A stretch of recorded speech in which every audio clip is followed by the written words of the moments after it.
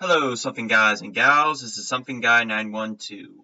So this is going to be another off-tangent, innocuous video about the current state of the Drunken Peasants podcast, a podcast I have consistently enjoyed but most of the time passively watched.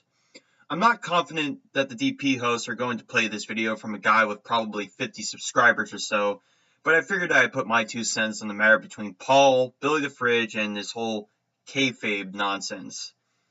So when TJ had hit his million subscriber milestone, I had made the attempt to timestamp each of their podcasts from that point onward, first watching the videos so that the events were fresh in my mind, and then going back at it and adding the timestamps as I catch them. While the DP Wiki does generally describe what happens in each episode, there's no indication of what time said thing happens, and I even add timestamps to the most innocuous shit possible, like DPP talk about movies, if anyone is curious. I have turned out of doing this since about episode 302, and this has nothing to do with me liking or hating the quality of DPP up to this point. It has everything to do with how busy I am and the way that YouTube's comment system seems to magically hide your own comments like as if you didn't even make them, so that I can't even see if said comments are tracking upvotes to make the affair worthwhile. But this is an aside for what I'm about to talk about. So the Drunken Peasants podcast has had a knack for casually being dismissive to the whiners at the DP subreddit, as well as creating drama. They have even stated in the post-show for episode 310 or 312, the one where they play Chris Anderson's video about Palm Jam's collection of Brett King's shitty behavior, that they are very clearly defined as creating drama. So it would come as no surprise that the antics of BillyTheFridge and Paul lashing out at, as TJ and Scotty egged Paul on, would be seen as fake and gay. But I have a bit of a counter to this. Part of that episode was kayfabed. When BillyTheFridge was making his snide jokes towards Paul, he was taking it with a grain of salt and even laughed at himself for it, and life went on. It was just about the last half hour of the show when Billy really was hitting Paul below the belt, relentless in his pursuit to bully him, as his persona would imply. I don't think the DP hosts were expecting such vitriol from Billy, nor were they expecting Paul to get so sour grapes to the point that he was considering throwing himself at Billy with hesitation. Normally, I'd say that the reason Billy went on with flaming Paul's ass harder and harder was because he was drunk, as he complained to Paul about how much was in the bottle of whiskey he had handed to him, despite Paul never specifying how much was in it and just said, a bottle of whiskey. But I have another theory, a conspiracy theory if you will. This doesn't have any evidence behind it, but let's entertain it for a moment. What if Onision caught wind of DP wanting BillyTheFridge as a guest for a future episode, and Billy, having associated with Onision, told Billy to start some shit with one of the guests to start drama, as we all know so well with Onision and drama. And that Billy, in his efforts to dig up research on DP, found Paul to be the easiest to trigger, as people in the Reddit have called Paul salty and has been the most adamant towards those who use the DP subreddit. Like I said, there is no evidence for it, as the premise doesn't even really make sense, and Onision only likes drama when it centers around him, not when it centers around other people. But imagine for a moment that there was evidence for this, and DP found out. They would make Onision an enemy, now personally motivated to dog on his videos, subsequently putting the spotlight back on Onision. See, Onision doesn't give a shit if he's shown in a good light or a bad light. He just wants to be seen.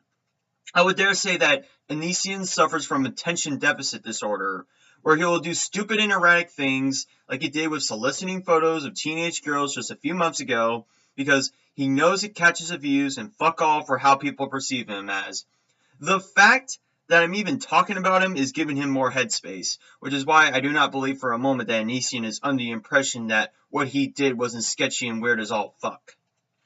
While there hasn't been any evidence for this creeping about, let's get back on the real or fake business.